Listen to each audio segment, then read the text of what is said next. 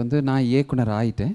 ம் இன்னொரு படத்துக்கு ஒரு பெரிய ப்ரொடியூசர், ஒரு தமிழ்நாட்டில் ஒரு பெரிய மாற்றத்தை ஏற்படுத்திய ஆண்ணா அந்த ப்ரொடியூசரோட படம் நான் டைரக்ட் பண்ணுறேன். சரிங்கண்ணா. இங்கேருந்து ஆர்டிஸ்ட்லாம் கூப்பிட்டு பொள்ளாச்சி போயாச்சு. பொள்ளாச்சி போயிட்டு அந்த ஹீரோ ஹீரோயின் 2 பேருக்கும் நடிப்பு வரல. நைட்டு வந்து கொஞ்சம் அவங்களுக்கு ப்ராக்டிஸ் பண்ணிவிட்டு சாங்கு இது பண்ண முடியல அப்படின்னு சொல்லி சாங்குக்கான இது சின்ன சின்ன ஷார்ட்டாக குட்டி குட்டி ஷார்ட்டாக எடுக்கணும்னு சொல்லி அன்றைக்கி பேக்கப் பண்ணிவிட்டு வரேன். சரிங்கண்ணா. பேக்கப் பண்ணிவிட்டு ரூமுக்கு வந்தேன்.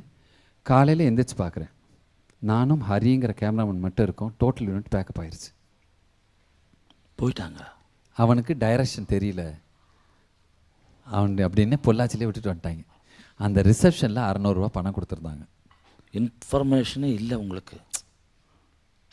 ஐயோ ரொம்ப வேதனை. இப்போ கூட எனக்கு கண்ணு கலங்குது. அதில் அனாதையாக நின்னேன். ரொம்ப அப்போ பொள்ளாச்சிலேருந்து பக்கத்தில் தான் பழனி. அந்த பழனியில் போய் நான் மேலே வரமாட்டேன், நான் உன்னை பார்க்க தயாராக இல்லை அப்படின்னு தேங்காய் உடைச்சேன். வந்தேன், பெரிய இயக்குனராக ஆனேன். பெரிய இயக்குனராக அதே தயாரிப்பாளர் டைரக்டரே அப்படின்னு கூப்பிட்டாரு. திரும்பி சுற்றி முற்றி பார்த்தேன், யாரண்ணா கூப்பிட்றீங்க? எனக்கு தான் ஏக்கம் தெரியாதுன்னு சொன்னீங்களே, எதுக்கு என்ன கூப்பிட்றீங்கன்னு. இதெல்லாம் நடக்கும் மனம்.